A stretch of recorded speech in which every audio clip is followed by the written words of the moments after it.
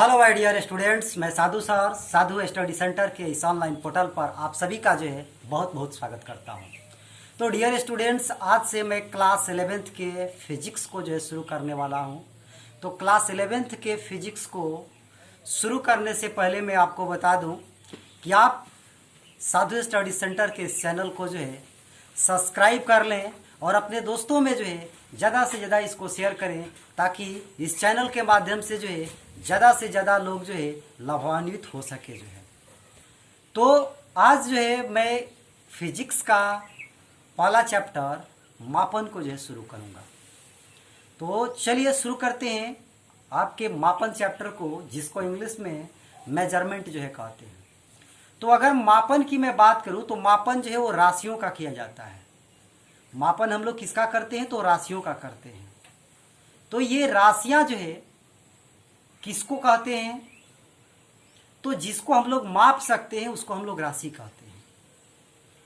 जैसे लंबाई को हम लोग माप सकते हैं, द्रव्यमान को हम लोग माप सकते हैं, समय को माप सकते हैं, बल को नाप सकते हैं, विद्युत धारा को माप सकते हैं। तो ये सब राशियां हैं। लेकिन आपसे कहा जाए जो है कि प्यार को नापिए, मोहब्बत को नापिए, घृणा को नापिए, दया को नापिए, तो इसको नहीं नापा जा सकता है। तो ये जो है राशियां, इनको नहीं हम लोग बोल सकते हैं जो है। तभी तो एक गीत आपने जो है सुना होगा जो है, आज फिर तुम पे प्यार आया है, बेहद और बेहिसाब आया है। इस गीत को आपने जरूर सुना होगा जो है कि आज फिर तुम पे प्यार आया है, बेहद और बेहिसाब आया है। इसका मतलब ये है कि उस गीतकार को भी पता था कि प्यार जो है वो कोई राशि नहीं है। तभी जो है अपने वो गीत में कहा कि बेहिसाब आया है, उसका कोई हिसाब किताब नहीं है। तो इसलिए प्यार, मोहब्बत, घृणा, दया, ये सब कोई राशि नहीं है। इसको हम लोग राशि जो है नहीं कह सकते। अब चूंकि हम लोग फिजिक्स पढ़ रहे हैं, तो फिजिक्स पढ़ रहे हैं तो फिजिकल क्वांटिटी, भौतिक राशियों के बारे में यहाँ पर पढ़ेंगे। तो भौतिक राशियों के कहने का मतलब है कि जिन पे भौतिकी के नियम जो है लगते हैं, तो उसको हम लोग भौतिक राशि जो है कहते हैं। जैसे बल हुआ, कार्य हुआ, ऊर्जा हुआ, शक्ति हुआ, ये सब के सब क्या है? भौतिक राशियाँ हैं। इसको हम लोग जो है नाप सकते हैं, जो है तौल सकते हैं, जिसका मापन हम लोग कर सकते हैं। तो इसको हम लोग जो है भौतिक राशियाँ जो है कहते हैं। भौतिक राशियाँ जो है दो प्रकार की होती है। पहली आधारी राशि और दूसरा जो है व्युत्पन्न राशि। आधारी राशि जिसको इंग्लिश में हम लोग जो है फंडामेंटल क्वांटिटीज कहते हैं, और व्युत्पन्न राशि जिसको इंग्लिश में हम लोग जो है डिराइव्ड क्वांटिटी कहते हैं। तो आधारी राशि किसको कहेंगे? तो वह भौतिक राशि जिसको परिभाषित करने के लिए अन्य किसी राशि की आवश्यकता नहीं होती है। अर्थात वैसी राशियां जो स्वतंत्र होती है, अन्य किसी राशि पर निर्भर नहीं करती है, तो उसे हम लोग जो है आधारी राशियां कहते हैं। जैसे लंबाई हो गया, समय हो गया, द्रव्यमान हो गया, विद्युत धारा हो गया, ज्योति तीव्रता हो गया। ये राशियां जो है अन्य किसी भी राशि पर निर्भर नहीं करती हैं। इसलिए इस प्रकार की राशियों को हम लोग को आधारी राशियां कहेंगे, फंडामेंटल क्वांटिटी कहेंगे। चलिए अब मैं बात करूंगा जो है व्युत्पन्न राशियां। व्युत्पन्न जैसा कि नाम से ही स्पष्ट है, व्यो का मतलब जो दूसरा, और उत्पन्न मतलब जो दूसरे से उत्पन्न हुआ है, तो उसको हम लोग व्युत्पन्न कहेंगे जो है। अर्थात जो आधारी राशियों की मदद से उत्पन्न किया जाता है या आधारी राशियों की सहायता से परिभाषित किया जाता है, तो उसे हम लोग जो है व्युत्पन्न राशियाँ कहते हैं। क्या कहते हैं उसको? व्युत्पन्न राशियाँ, डिराइव्ड क्वांटिटीज कहते हैं।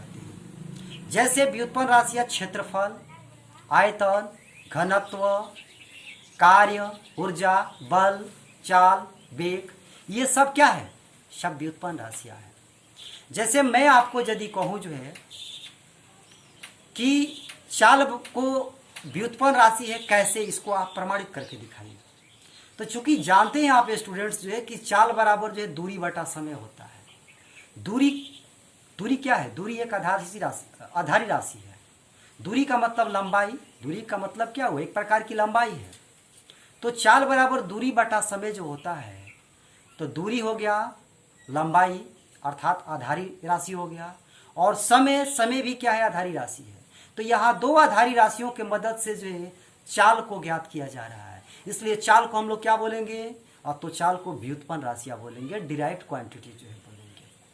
तो चलिए मैं उम्मीद करता हूं कि भौतिक राशियां जो कि दो प्रकार की होती हैं, आधारी राशियां और व्युत्पन्न राशियां, इसको आप अच्छी तरीका से समझ चुके होंगे। अब हम बात करेंगे कि इन भौतिक राशियों को मापने के लिए जो है मात्रक की आवश्यकता होती है। क्योंकि जितने भी प्रकार की भौतिक राशियां होती हैं, जितनी भी भौतिक राशियां हैं, उसको मापने के लिए अलग अलग मात्रक की आवश्यकता होती है। तो मात्रक किसको कहते हैं? तो किसी भौतिक राशि को मापने के लिए उसी राशि का चुना गया किसी मानक को हम लोग जो है उसका मात्रक कहते हैं। अर्थात कहने का मतलब जो ये है कि किसी भी भौतिक राशि का मापन करने के लिए जिस शब्द का इस्तेमाल हम लोग करते हैं कि ये जो है इतना लीटर है, इतना मीटर है, इतना किलोग्राम है, तो वही शब्द क्या कहलाता है, तो मात्रक कहलाता है।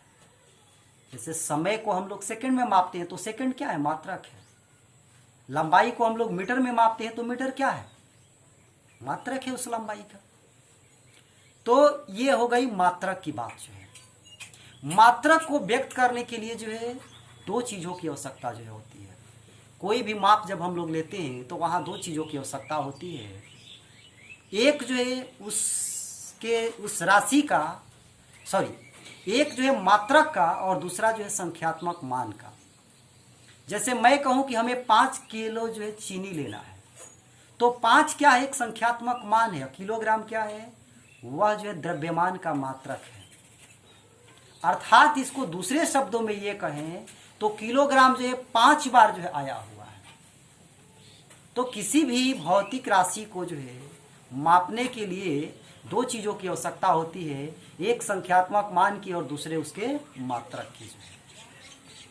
तो मात्रक आप समझ चुके हैं। अब मात्रक की हम विभिन्न पद्धतियों पर बात करेंगे कि मात्रक की जो है विभिन्न पद्धतियां जो है क्या क्या हैं। सिस्टम ऑफ यूनिट्स, मात्रक के क्या क्या पद्धतियां होती है, किन किन पद्धतियों में जो है मात्रक होते हैं। जैसे एपीएस पद्धति होता है, foot pound second system. CGS पद्धति होता है, centimetre gram second system. MKS पद्धति होता है, मीटर किलोग्राम सेकंड सिस्टम। और एसआई पद्धति होता है, सिस्टम ऑफ इंटरनेशनल। तो मात्रकों की पद्धति के बारे में हम अगले वीडियो में जो है डिटेल बात करेंगे। तो चलिए मैं इतने पे ही इस वीडियो को जो है क्लोज करता हूं, और मैं उम्मीद करता हूं कि ये वीडियो आप लोगों को जो है बहुत अच्छा लगा होगा। यदि अच्छा लगा होगा तो आप जो है लाइक करके जो है जरूर मेरे मनोबल को आप बढ़ाएंगे। So thank you very much and all the best.